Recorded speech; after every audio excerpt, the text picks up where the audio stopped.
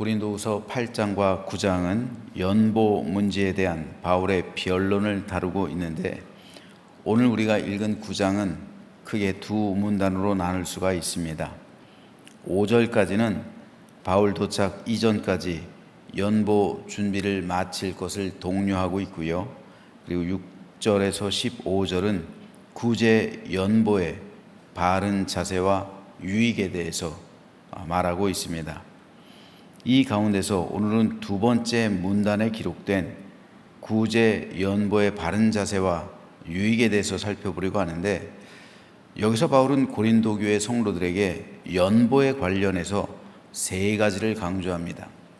그것은 첫째, 연보를 하는 자의 올바른 자세에 대해서 7절에 기록되어 있고요.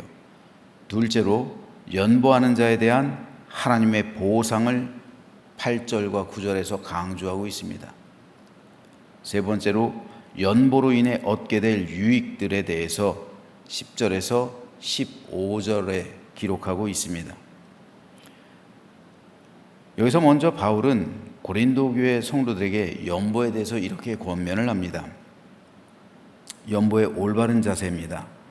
각각 그 마음에 정한 대로 할 것이요 인색함으로나 억지로 하지 말지니 하나님은 즐겨내는 자를 사랑하시느니라. 여기서 바울은 연보하는 사람은 첫째로 마음에 정한 대로 하고, 둘째로 인색함이나 억지로 하지 말라고 권면합니다. 왜냐하면 하나님께서는 즐겨내는 자를 사랑하시기 때문이라는 겁니다. 그러면서 바울은 연보하는 자를 향한 하나님의 보상에 대해서도 이렇게 말합니다. 하나님이 능히 모든 은혜를 너희에게 넘치게 하시나니 이는 너희로 모든 일에 항상 모든 것이 넉넉하여 모든 착한 일을 넘치게 하게 하려 하심이라. 기록된 바 그가 흩어 가난한 자들에게 주었으니 그의 의가 영원토록 있느니라 함과 같으니라. 여기서 바울이 말하고 있는 하나님의 보상은 첫째로 모든 일에 항상 모든 것이 넉넉하여 모든 착한 일을 넘치게 하신다는 것입니다. 즉 하나님의 영광을 위해 누군가에게 베풀게 되면 하나님께서 넉넉함으로 갚아주셔서 더욱 착한 일을 할 수 있도록 넘치게 채워주신다는 겁니다. 둘째로, 가난한 자들을 위해 베풀면 그의 의가 영원토록 있다는 것입니다. 세상 재물은 사라지지만 내가 행한 의는 영원토록 남게 된다는 겁니다. 이어서 바울은 연보로 인해 누리게 될 유익에 대해서도 이렇게 말합니다.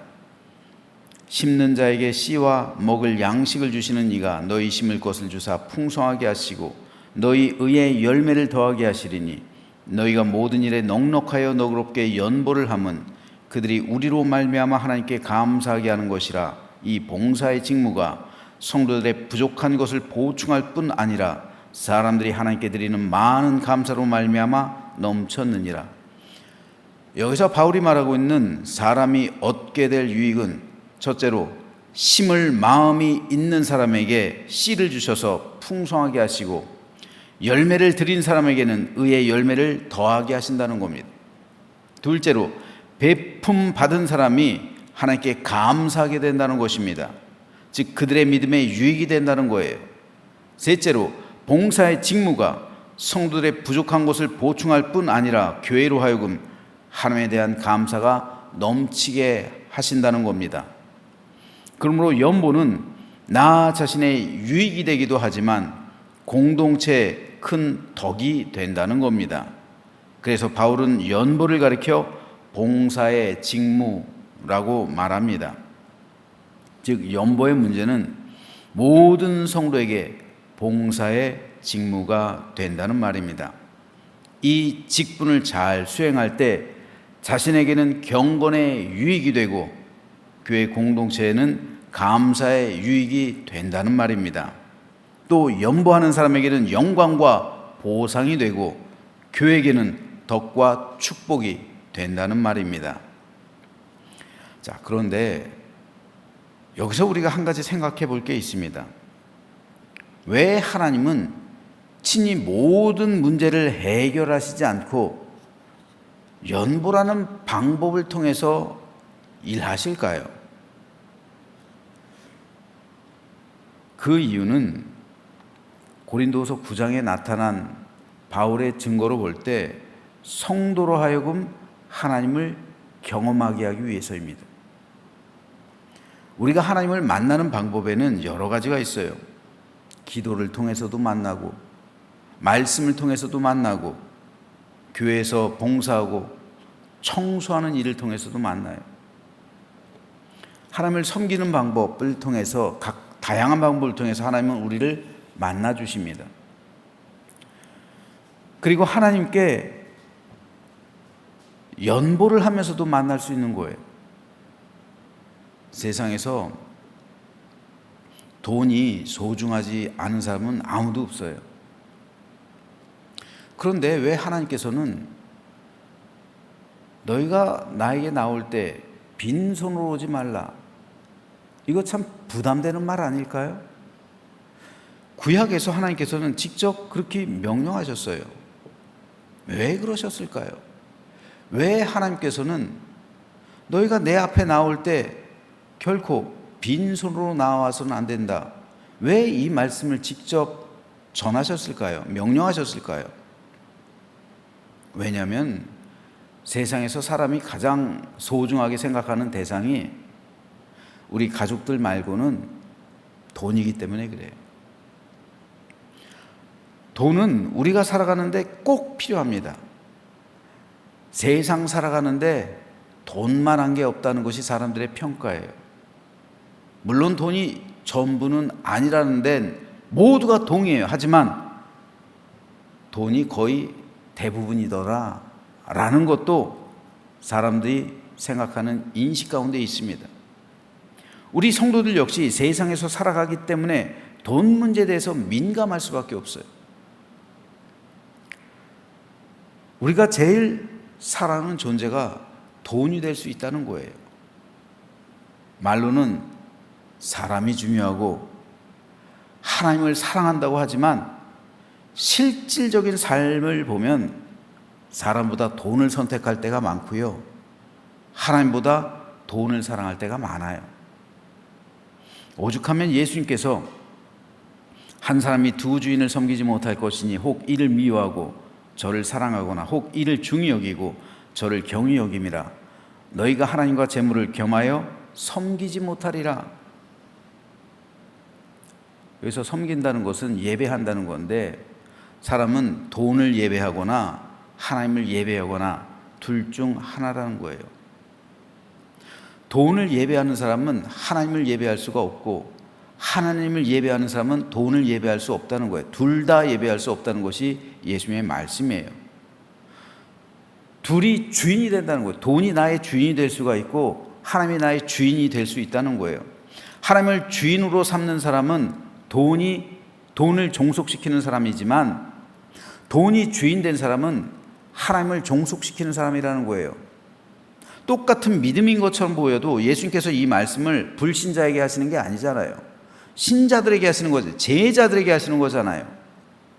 똑같이 하나님을 믿는 것 같아도 하나님을 주인으로 삼고 돈을 종식시키는 사람이 있는 반면에 돈이 주인이 되고 하나님이 종식된 사람들의 믿음이 있다는 거예요. 왜 고린도 교회 성도들이 바울이 말한 연보 문제에 대해서 그토록 바울을 비난하고 공격했을까요? 그 이면을 들여다보면 그 내면 속에 돈에 대한 아까움이 있는 거예요. 그래서 바울은 정할 만큼 정하고 너희 분수를 넘어서지 말고, 그러나 그렇다고 해서 인색하지 말게 드리라고 하면서 하나님은 즐겨내는 자를 사랑하신다. 여러분, 바울이 요즘 말하는 부흥사입니까? 그렇지 않잖아요. 바울이 이렇게 성도들에게 돈을 갈취하는 겁니까? 그렇지 않은 거예요. 결국 바울이 말하고 있는 것은 돈 문제입니다. 고린도 교회 성도들 마음속에는 이 돈에 대한 아까움이 있는 거예요. 연보 문제, 그 시비가 불거질 때부터 이 돈 문제에 민감한 그것이 터진 거예요. 이 돈 가지면 우리 가족 더 풍요롭게 생활할 수 있죠. 더 많은 것을 누릴 수가 있어요. 근데 이 돈을 헌금하라니까 아까운 거예요. 낼 마음이 없는데 내라고 그러니까 아까운 거예요. 이겁니다. 하나님께서 그 마음 모르실까요? 하나님께서는 우리를 위해 독생자 예수 그리스도를 아끼지 않고 주셨죠. 그런데 우리는 하나님께 드리는 게 아까운 거예요. 아들을 주시는데 아까워하지 않고 주셨는데 이게 사랑이잖아요. 우리는 하나님께 아까운 거예요. 사랑이 아닌 거죠. 그 사랑에 대해서 전혀 감사함이 없는 겁니다. 이것이 표현되고 있는 게 연보예요.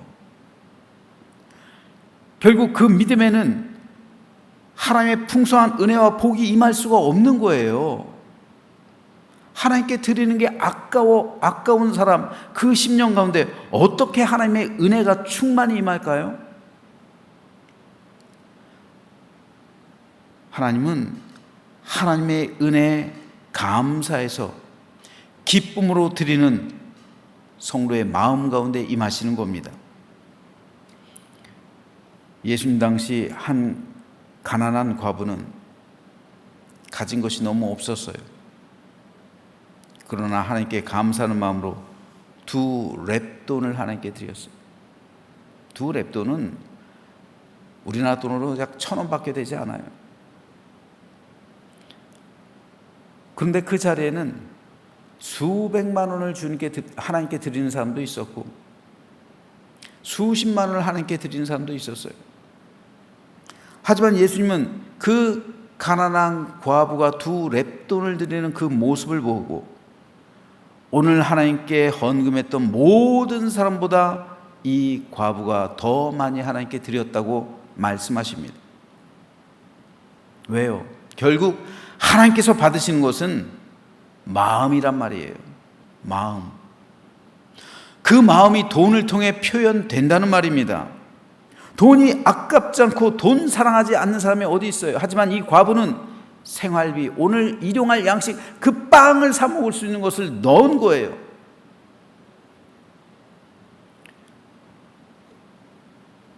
이 정도로 하나님에 대한 사랑과 감사가 그 가치를 뛰어넘기 때문에 하나님께 그 돈을 제물로 바치게 되는 겁니다. 그러므로 하나님께서는 그런 사람을 사랑하시고 그에게 은혜를 베푸시고 그에게 갚아주시고 그를 영화롭게 하신다는 거예요. 물론 하나님께서 그 과부에게 갚아주시는 방법도 그러니까 연보가 필요한 거예요. 직접 갚아주실 수도 있지만 누군가의 도움을 통해서 그 과부에게 갚아주신다는 거예요. 그런데 이스라엘 민족들은 전혀 그 과부에게 그런 갚아주는 것이 없었잖아요. 그러니까 예수님께서 그걸 지적하시는 거예요. 바리새인들의 믿음에 대해서. 이것은 기복신앙과는 차원이 다른 거예요. 바울은 지금 기복신앙을 가르치는 게 아닙니다. 기복신앙과 참된 신앙의 차이는 기복신앙은 돈이 목적이에요. 내가 돈을 드리면 돈을 하나님께서 더 풍성하게 채워주시겠지. 이게 기복신앙이에요. 하지만 참된 신앙은 그것과는 상관이 없어요. 드리는 것 자체로 기쁨을 누리는 겁니다. 여러분, 하나님께 헌금하면서 마음에 기쁨이 있습니까? 하나님께 헌금하면서 마음이 즐거워요? 여러분, 참된 믿음은 하나님께 예물을 드리면서 내 마음속으로부터 기쁨이 솟아나야 돼요. 예물 드림이 기쁨이 되지 않고 아깝고 부담되고 전혀 즐거움이 되지 않는다면 그런 예물은 하나님께서 받지 않으세요. 그건 억지로 하는 예물입니다. 그거는 내 이름을 높이기 위해서 하는 예물이에요. 그건. 이걸 하나님께서 모르실까요? 그냥 내가 받은 직분이 있기 때문에 체면 때문에 하는 예물이라니까요. 그런 예물은. 그거 하나님께서 모르실까요? 억지로 한다는 말입니다. 그게 강제적으로 하는 거예요. 그렇다면 그런 예물 드림은 멈춰야 합니다. 그리고 다시 처음부터 예수님의 사랑, 하나님의 사랑을 배워야 돼요. 배워야 되는 거예요. 하나님의 사랑을. 구원받은 사람은 하나님의 은혜에 대한 감동과 감격이 임한 사람이에요. 내가 구원받았는데 어떻게 감격과 감동이 없어요? 하나님께서 그 아들의 생명을 나에게 주셨는데 그 아들의 생명, 나 때문에 대신 죽으신 그 아들의 생명을 빚졌는데 어떻게 감격이 없고 감동이 없고 감사가 없어요? 그렇기 때문에 예물 드리는 것은 내가 하나님께 할 수 있는 그 방법으로 드리는 거고 감사의 은혜의 수단인 거고 그럴 때 기쁨이 되는 것이고 감사가 되는 거예요. 그럴 때 하나님께서 그 사람의 심령 가운데 임재하시는 것이고 만나주시는 겁니다. 그러므로 이것은 축복의 통로가 되는 거예요. 축복의 수단이 되는 겁니다. 그러므로 우리는 예물 드림을 통해서 하나님을 경험하는 거예요. 이것이 하나님께서 너희는 내게 빈손으로 나오지 말라 말씀하신 이유가 되는 겁니다. 그리고 하나님 이 만남을 통해 놀라운 은혜와 축복을 우리 삶에 주시는 거예요. 허락하시는 겁니다. 바울의 고백대로 하나님이 능히 모든 은혜를 너에게 넘치게 하신다는 거예요. 모든 은혜를 넘치게 해주신다는 거예요. 여러분, 하나님께서 내 안에 임재하신 것 자체가 축복이에요. 그 축복이 어디로 향할지 모르는 거잖아요. 그 축복이 우리 삶에 어떤 형태로 나올지는 아무도 몰라요. 하나님께서 재물의 복을 주실 수도 있고 자녀를 지켜주실 수도 있고 자녀의 앞날을 형통하게 하실 수도 있고 나의 삶에 건강을 주실 수도 있고 몰라요. 아무것도 모릅니다. 꼭 돈으로 충만하게 하신다. 이건 기복신앙이에요. 하나님께서 내 마음속에 임재하시는 것 자체 그게 축복이라고요. 그러므로 예물 드림은 그 은혜의 수단이요 축복의 통로가 된다고요. 그 마음속에 임하시기 때문에 그러는 거예요.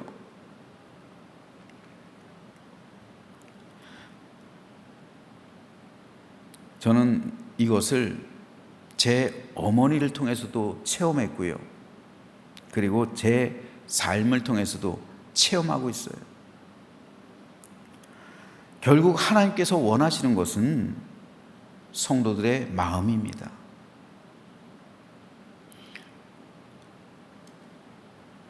하나님을 만날 수 있는 마음, 하나님께서 임재하실 수 있는 마음, 하나님의 영광이 머물 수 있는 마음의 그 자리, 하나님께서 원하시는 것은 그 마음의 자리예요. 하나님께서 그 마음의 자리에 임하셔야 되는데 그 마음을 테스트하는 것 가장 좋은 것이 바로 이 돈이라는 거예요. 돈이 우리가 제일 사랑하고 제일 아까워하는 대상이기 때문에 그래요. 그렇다고 아브라함처럼 자식을 바치라고 할 수는 없잖아요. 그러므로 헌금의 문제는 오늘 이삭을 드리는 것과 같은 그런 문제예요. 그런 테스트란 말입니다. 하지만 우리는 잊지 말아야 합니다. 여호와 이레는 그 테스트 끝에 있다는 거예요. 그러므로 저는 저와 여러분 모두가 하나님만을 사랑하고 날 위해 죽으신 예수님의 사랑에 감격하며 날마다 우리와 함께 하시는 성령님께 감사하는 삶을 살아가게 되기를 바랍니다. 이 감사의 수단 중 하나가 연보라는 거예요. 다른 많은 것으로 그 감사의 삶이 표현되어지죠. 봉사의 삶으로, 그렇죠? 청소로, 또 섬김으로, 여러 다양한 형태로 다 표현되는데 그 감사의 수단 가운데 하나가 연보라는 거예요. 저는 예수님께서 말씀하신 가난한 과부의 모습으로 하나님 앞에 나아가며 하나님께 우리 마음을 드리게 되기를 소망합니다. 그럴 때 하나님께서는 우리의 그 마음의 자리에서 우리를 만나주시고 풍성하신 은혜와 복으로 우리를 충만케 하신다는 사실을 믿으시면서 하나님의 은혜의 충만함을 누리며 살아가는 우리 모두가 되시기를 주님의 이름으로 축원합니다.